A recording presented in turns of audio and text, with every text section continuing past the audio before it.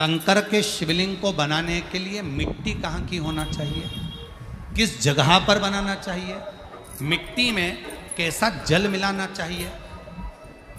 जब शिवलिंग का निर्माण करें, शंकर के शिवलिंग को जब बनाएं तो सबसे पहले कैसे बनाएं, उस तक का विधान शिव महापुराण में और लिंग पुराण में कहा गया। महाराज कहा क्यारे की मिट्टी हो, क्यारा मतलब समझिएगा जिस मिट्टी पर कोई गंदगी ना करी गई हो, ऐसी जगह का कोई भाग मिट्टी का लाया जाए जहां कोई गंदगी ना करे। शिव महापुराण की कथा कहती है। देखो पिछले वर्ष के लॉकडाउन से लेकर अभी तक की जो कथाएं आप लोग सुने हैं, उसमें शिवलिंग मट्टी का किस तरह से बनाया जाए और कैसी मट्टी हो और उसमें पानी कैसा मिलाया जाए, कैसा शिवलिंग तैयार करा जाए, उसका विधान वर्णन नहीं कर पाए, परंतु आज कथा निकली है तो उसको सुनो। क्यारे की मिट्टी, क्यारे की मिट्टी मतलब जिस मिट्टी पर कोई गंदगी ना करी गई हो, ऐसी जगह की मिट्टी को लेकर जाए और मिट्टी को लाने के बाद थोड़ा पानी का सींचन कर दें, अर्थात घर में लाएं तो उससे पहले मिट्टी को पवित्र करें। अपने घर में गंगा जल रखा हो, यमुना जल रखा हो, सरयू जी का जल रखा हो, उससे मिट्टी का सींचन कर दें। मान लो अगर ये जल नहीं भी है तो जल के अंदर थोड़ा सा इत्र डालकर मिट्टी का सींचन। अगर इत्र भी नहीं है तो जल के अंदर थोड़ा सा दूध डालकर मिट्टी का सींचन। दूध भी नहीं है तो एक बेलपत्री जल के अंदर डालकर उस पानी का सींचन। बेलपत्र भी नहीं है, पीपल का पत्ता डालकर उसका सींचन कर दें। पर मिट्टी पर घर में लाते से ही, ये नहीं कि मिट्टी आज लाए और तुमको शिवलिंग कल बनाना है, तो मिट्टी अगर एक दिन पहले लाए हो, 2 दिन पहले लाए हो, 4 दिन पहले लाए हो, तो उसी दिन जल का सींचन होना चाहिए। ये नहीं कि जिस दिन बनाएंगे उस दिन सींचन हो। मिट्टी पर पानी का छींटा, सींचन भले ज़्यादा मत डालो, पर छींटा तो उस दिन लगा देना चाहिए जिस दिन घर में मिट्टी लेकर आए हो, जिस दिन। फिर भले तुम शिवलिंग 15 दिन बाद बनाओ, 8 दिन बाद बनाओ, 10 दिन बाद बनाओ, 3 दिन बाद बनाओ, पर उस समय पर मिट्टी का सींचन उस समय हो जाना चाहिए।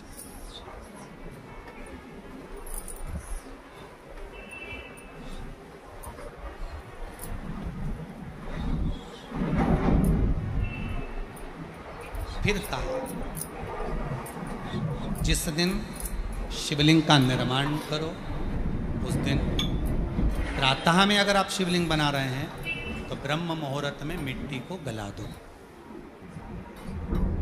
किस पानी से गलाना है उसका भी प्रमाण, उसका भी शास्त्र वर्णन कर रहा है। किस जल से गलाया जाए, शिव महापुराण की कथा कहती है अगर आपको आज शिवलिंग का निर्माण करना है, शाम को आप शिवलिंग का निर्माण कर रहे हो, तो अपने पानी का जो मटका होता है, हंडा होता है, रसोई घर में जहां पानी भर कर रखते हो, उसके नजदीक में एक कलश जिसमें अलग से ताजा जल भरा जाए और उस पर प्लेट ढकी हो और उस पर एक चावल का दाना रखा हो, उस जल को लेकर आओ।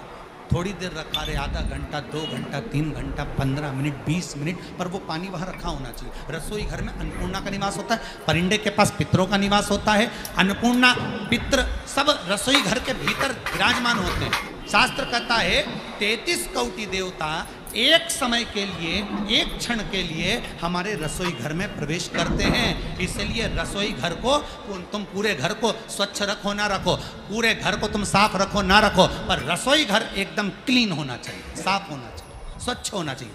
आज के ज़माने में तो खैर गया, पर पहले जब मट्टी के चूल्हे होते थे, जब चूल्हा बंद होता था तो उसको गीला कर कर, गोबर को या पानी में उसको गीला कर कर, एक कपड़े को गीला कर कर पूरे चौके को, रसोई घर को पोंछा जाता था। मिट्टी का होता था तो भी उसको पोता लगाते थे, पोंछते।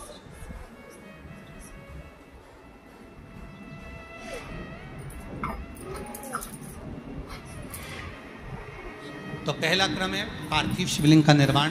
सावन के महीने में अगर आप शिवलिंग बनाते हैं, सोमवार को शिवलिंग बनाते हैं, तो नियम ध्यान रखिएगा, लिंग पुराण से है, इसका नियम ध्यान रखिए। क्या करना है, मिट्टी को लाना है, जल का छींटा देना, छींटा जरूर देना, घर में लेकर आए और जल का छींटा होना जरूरी है। 2 दिन तक 3 दिन तक मिट्टी रखी हुई है, और उसके बाद अगर आपने पानी का छींटा नहीं दिया है और आपने डायरेक्ट मिट्टी को गला दिया और उसके बाद बनाया, तो उसका कोई प्रमाण नहीं। जल का छींटा अवश्य। फिर उसको रख दें, 15 दिन बाद बनाओ, 4 दिन बाद बनाओ, 3 दिन बाद बनाओ, 2 दिन बाद बनाओ। शिवलिंग जब बनाओ तब उस मिट्टी को, जो कलश आपने रसोई घर में रखा है चावल का दाना रखकर प्लेट के ऊपर, अर्थात उस कलश का जल उस मिट्टी में थोड़ा सा डालिए। क्यों डाला जाता है उसका भी भाव वर्णन किया है। अब भविष्य पुराण, स्कंद पुराण और अग्नि पुराण, इन तीनों से ले लिया गया। वर्णन किया गया, जब उस कलश का जल हम डालते हैं तो उस कलश में पितरों का भाव आ जाता है, अन्नपूर्णा का भाव आ जाता है, घर में लक्ष्मी का भाव आ जाता है, संपदा का भाव आ जाता है।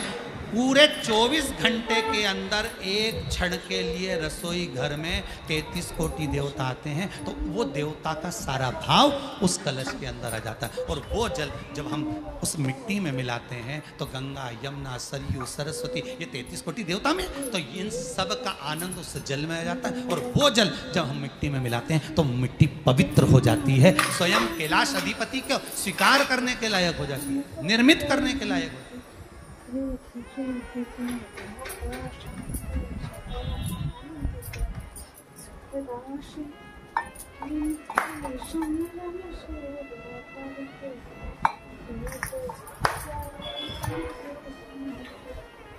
शिवलिंग का निर्माण। अब शिवलिंग का निर्माण कैसे करना? मिट्टी में गला दिया पानी में। सबसे पहले शिवलिंग बनाने से पहले पात्र जो होता है उसके नीचे बेलपत्र रखी जाए। क्या रखना है? एक बेलपत्र। शंकर को झेलने के लिए कोई साधारण नहीं है पात्र जिस पे झेला जाए। स्वयं गंगा शिव की जटा में, और आप शंकर के शिवलिंग का निर्माण कर रहे हो, कोई साधारण नहीं हो सकता। स्वयं आप विदेश्वर संहिता के अंतर्गत पढ़े कि ब्रह्मा और विष्णु, ब्रह्मा ऊपर जा रहे हैं, भगवान विष्णु नीचे जा रहे हैं, तो पता नहीं कर पा रहे कि यहाँ चरण कहां पर और शीश कहां पर है, उसको जान ही नहीं पा रहे। आप तो प्रभु जी सदा शयान, अब गुण मेरो। एक बेलपत्र साधारण भाव में, बेलपत्र भी सीधा भाव, और इस बेलपत्र की जो डंडी है वो उत्तर दिशा में रखना है थाली के अंतर्गत। जब आप शिवलिंग का निर्माण करें उत्तर, इसके ऊपर जो गलाई हुई मिट्टी है वो डाल दीजिए, और डालने के बाद सबसे पहले शिवलिंग का स्वरूप बनाना। सबसे पहले नीचे की जलाधारी नहीं, क्या बनाना है? शिवलिंग का स्वरूप बनाना। बनाने के बाद उसी शिवलिंग के पास में और मिट्टी डाल लीजिए, फिर जलाधारी का निर्माण, फिर जलाधारी।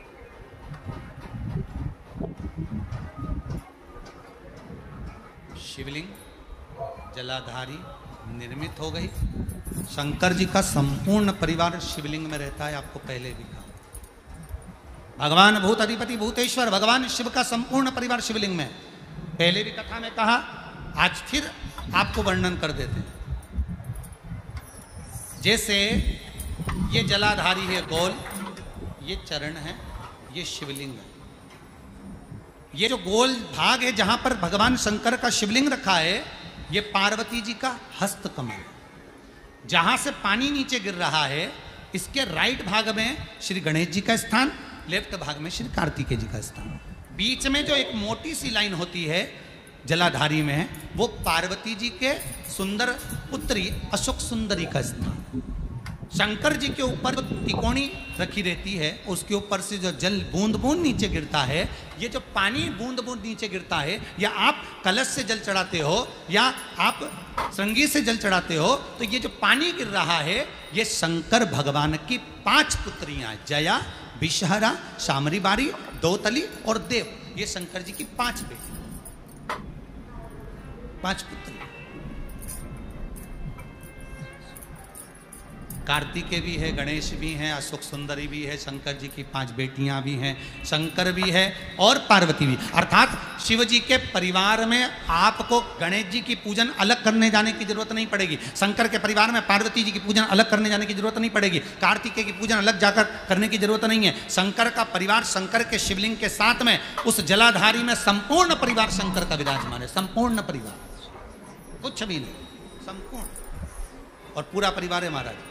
फिर वही बात आई, ध्यान दीजिएगा, जिस व्यक्ति को नींद ना आवे, रात्रि को सोते समय टेबलेट खाने की जरूरत नहीं, शंकर भगवान की 5 पुत्रियों का नाम लीजिए। जया, हाथ में जल लो, पलंग पर बैठो, जल हाथ में लिया, जया आचमन कर लो, विषहरा आचमन कर लो, शामली बारी आचमन कर लो, दौतली आचमन कर लो और देव आचमन कर लो। ये शंकर की जो 5 पुत्रियां हैं, ये ऐसी पुत्रियां हैं जो निंद्रा देवी को लेकर आती हैं और हमें विश्राम का आनंद सुख प्रदान करती हैं। हमारे नैनों को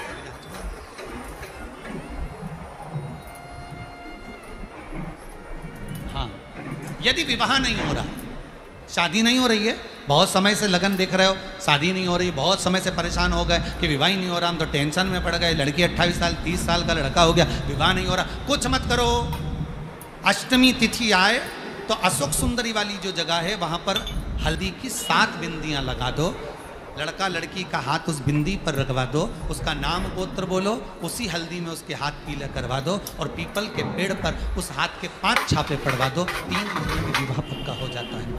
उसका इतना, अशोक सुंदरी के उस हल्दी का इतना प्रभाव है।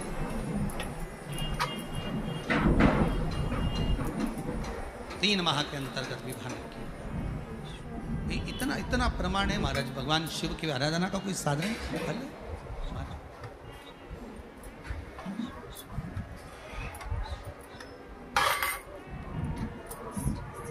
निर्मित करा शिवलिंग। एक बार सब जितने भी टीवी पर बैठे हैं, सम्मुख में कथा सुन रहे हैं,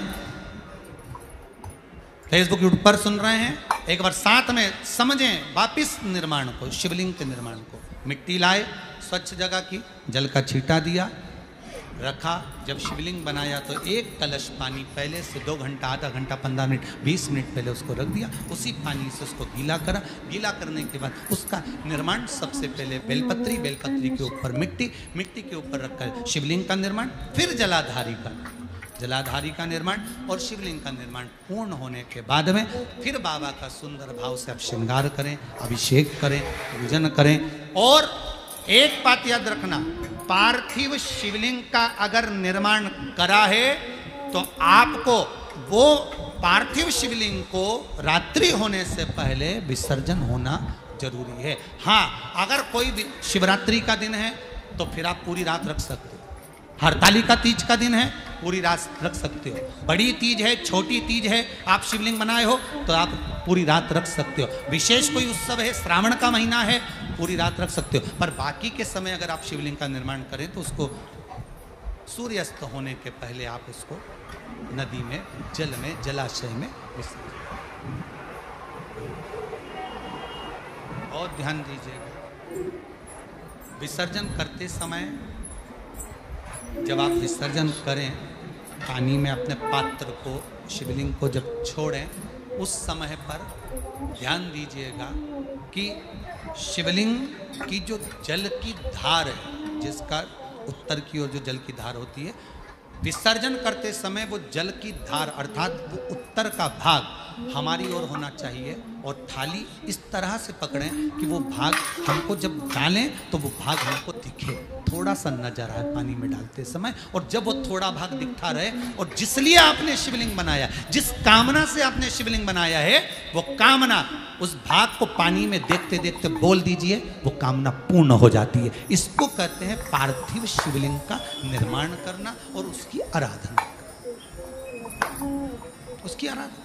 कई लोग करते हैं, बना भी लेते हैं, पूजन भी करते हैं, और कई बार कहते हैं हमारा काम नहीं, तो उसमें भगवान का दोष नहीं है, दोष अपना देखो। आप आए नहीं, सुबह हो गई, मेरी पूजा की थाली धरी की धरी, क्यों नहीं आए, किस लिए नहीं, वो हमें देखो।